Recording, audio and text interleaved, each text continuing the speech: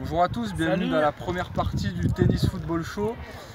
Donc dans cette première partie, on va faire le point donc, tout d'abord rapidement sur le tournoi de Rome qui est toujours en cours, puisque ouais, la finale a été interrompue par la pluie. Ouais, tout à fait. Une finale un peu bizarre d'ailleurs. Oui, 6-1 Nadal, 6-1 Zverev, et Zverev qui mène 3-2 dans la Il a briqué, donc il est quand même en bonne voie, c'est vrai. Voilà, donc on revient rapidement sur ce tournoi avec...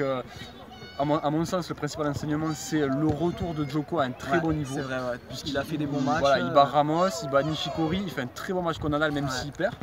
Donc du coup, c'est plutôt positif pour lui avant Roland Garros. Il prend confiance avant le tournoi. C'est ça, voilà. Avant Roland Garros, il prend vachement confiance. Voilà, donc du coup, tu parles de Roland Garros, les qualifications démarrent demain.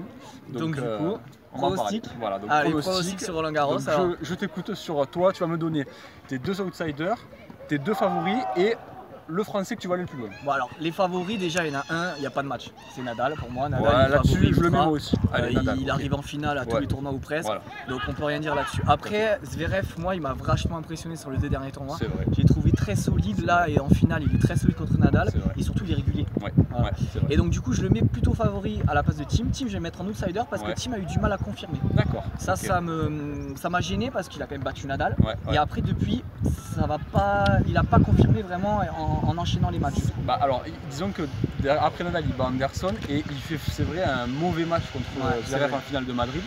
Et contre Fognini, il fait un match un peu bizarre, hein. Contre Fognini, c'est un peu particulier. Mais moi, tu vois, Thiem, je le mets avec Nadal comme favori.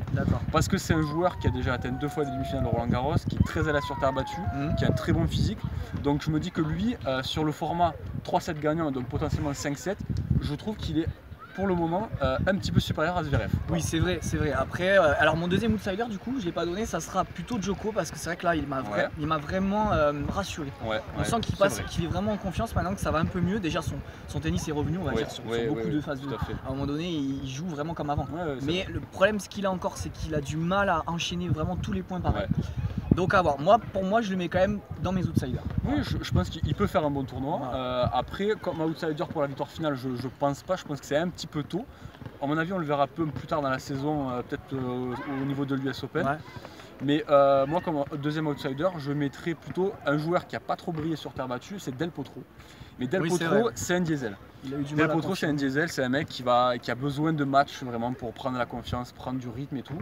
Et donc je me dis qu'il va être tête de série, numéro 5, donc il va avoir le temps d'avoir 3 ou 4 tours pour vraiment se roder et se mettre en route. Tout à fait. Voilà, donc je dirais Del Potro. Et donc tu mets tes outsiders, toi. Donc moi mes outsiders, c'est lui, c'est Del Potro. Voilà, et Zverev, parce que bien sûr Zverev, là concrètement en termes de résultats après Nadal, c'est le meilleur sur la saison de terre battue. Oui, c'est vrai. Voilà, mais je me dis qu'il est peut-être un petit peu tendre, un petit peu jeune encore pour vraiment performer enfin performer loin en grand chelem. Et ce qui change aussi, c'est que là on est format sur gagnant en 3-7. Et voilà. Ça, c'est vrai qu'on n'a pas eu l'habitude depuis une saison. C'est ça. Et on ne sait pas comment tous les joueurs vont réagir. Voilà. Donc ça va être aussi un enseignement. Voir s'ils arrivent à gagner 3-7 parce que c'est pas du tout pareil d'être en 3-7. Exactement. Très bien. Alors maintenant, on va parler des Français. Je t'écoute. Alors les Français, on va pas dire qui va aller en quart, en demi, on va essayer de dire qui va déjà atteindre le deuxième, alors le troisième tour, ça sera beau. Ouais, pour gagner un match. Voilà, gagner un match, ça sera beau.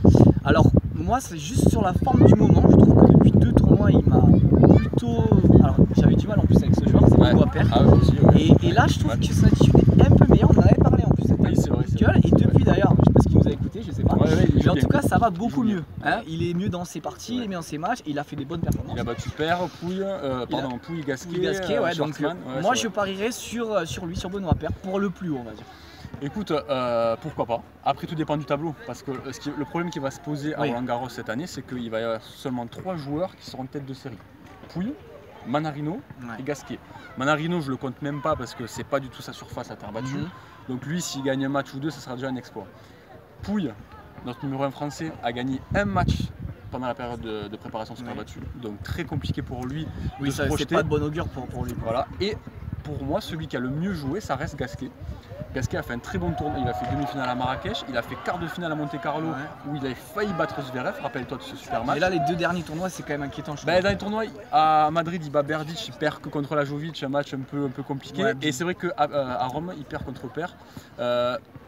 Alors apparemment il était blessé, tu vois, donc voilà, c'est difficile de juger. Mais je te parle juste en termes de niveau de jeu. Et lui pareil, on parlait du format 3-7, Gasquet, il a l'habitude, c'est vrai. Tu vois, donc pareil, il sera tête de série, il sera protégé jusqu'au 3e tour, donc 3e tour je pense qu'il l'atteindra. Après, est-ce qu'il pourra aller plus loin s'il chope Nadal au 3e tour? Oui, voilà, après ça va dépendre de qui ils vont affronter. C'est ça. Mais concrètement, cette année, il ne faut pas s'attendre à des miracles de la part des Français. On a vu par exemple potentiellement notre meilleur joueur sur Terre, ça reste Monfils. Oui, tout à fait. Monfils, il n'a pas gagné un match, il n'est pas du tout en forme. Est-ce qu'il est concerné par le tennis? On ne sait pas. On ne sait pas, ouais, c'est vrai. Il ne sera pas tête de série, donc il peut prendre Nadal dès le premier tour. D'ailleurs, c'est quand du coup le tirage au sort, quand sera les matchs? Demain démarrent les qualifications. Donc les qualifications démarrent dès demain. Et le tirage au sort s'effectue vendredi. D'accord. Vendredi prochain. Donc on saura vendredi déjà. On en saura plus. Et le tournoi démarre dimanche prochain. Ok, très bien. On va voir ça alors. Voilà, écoutez, on vous souhaite c'est bon pour la première partie. Semaine. Et puis à la deuxième partie, à de suite. Deuxième partie, à de suite.